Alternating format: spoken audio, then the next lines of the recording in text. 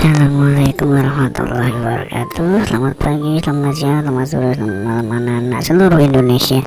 Jumpa lagi di channel Bang Udin yang kali ini akan membahas 3 materi peristiwa kerasulan masa dewasa dan masa kelahiran Nabi Muhammad SAW. Nah, jadi kita akan bahas mengulas tentang Nabi Muhammad ya. Sejak masih kanak-kanak, beliau sudah hidup dalam kondisi yang berat. Usia 6 tahun sudah yatim piatu. Kemudian di usia 12-13 tahun beliau itu ikut berdagang sama pamannya. Sebelum itu beliau juga bekerja sebagai penggembala domba itu ya. Nah, setelah itu beliau membawa dagangannya Siti Khadijah. Nah, dagangan itu selalu habis karena kejujuran beliau, budi pekerti beliau yang sangat mulia. Akhirnya si Khadijah tertarik sama Nabi Muhammad. Akhirnya mereka menikah pada usia Nabi Muhammad 25 tahun, Siti Khadijah 40 tahun dengan mas kawin 20 ekor unta muda. Dikaruniai 6 putra putri Qasim, Abdullah, Zainab, Ruqayyah, Kulsum dan Fatimah. Nah, dulu pada peristiwa Hajar Aswad itu Nabi Muhammad sebagai penengah ya pada saat Ka'bah banjir, kemudian Hajar Aswad diletakkan kembali. Nabi Muhammad SAW adalah Nabi yang terjaga sejak kecil karena beliau tidak pernah menyembah berhala seperti orang-orang yang lain. Tidak pernah makan makanan yang haram dan yang subhat atau yang korupsi gitu deh ya. Berita tentang Nabi Muhammad akan menjadi pemimpin dunia atau Nabi terakhir itu sudah terlihat sejak beliau kelahirannya.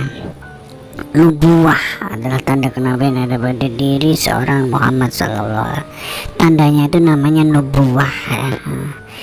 Nah, Rasulullah SAW setelah menikah dengan Siti Khadijah kurang lebih usia 40 tahun sering beruzlah, bertafakur di Gua Hiro yang tujuannya untuk merenung, untuk menjauhi hal-hal pada zaman jahiliyah yang gila-gila itu. Pada tanggal 17 Ramadan malaikat Jibril turun membawa wahyu yaitu surah Al-Alaq ayat 1 sampai 5. Nah, setelah dalam keadaan tersebut Nabi Muhammad ketakutan, menggigil badannya, kemudian beliau pulang diselimuti sama Siti Khadijah. Sampai di rumah Siti Khadijah bertanya kepada Warqah bin Naufal ya, seperti itu. Nah, kelebihan dan keistimewaan yang dimiliki para nabi dan rasul disebut mukjizat. Mukjizat terbesar Nabi Muhammad yaitu Al-Quran. Pernah juga beliau itu membelah bulan, Isra Mi'raj seperti itu ya. Kehancuran tentara gajah yang memimpin Raja Abraha ini pada saat beliau akan lahir, pasukan Abraha dari Syam itu akan menghancurkan Ka'bah. Tujuannya ingin menghancurkan Ka'bah, yaitu dia iri karena kuil yang dibangunnya itu sepi seperti itu ya.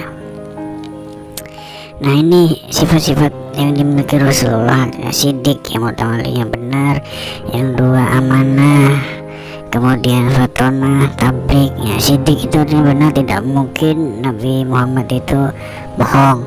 Kemudian amanah, kalau dapat percaya mustahil Nabi Muhammad itu tidak dapat dipercaya atau khianat. Tablik artinya menyampaikan wahyu, tidak mungkin Nabi Muhammad itu tidak menyampaikan.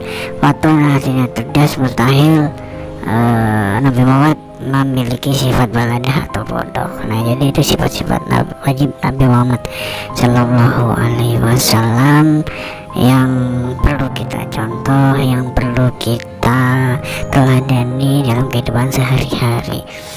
Ini juga kita harus memilih teman atau sahabat hendaklah berdasarkan akhlak dan perilaku. Nah, contoh kita lagi bermain-main, kemudian teman-teman kita berkata-kata kasar, itu jangan ditiru.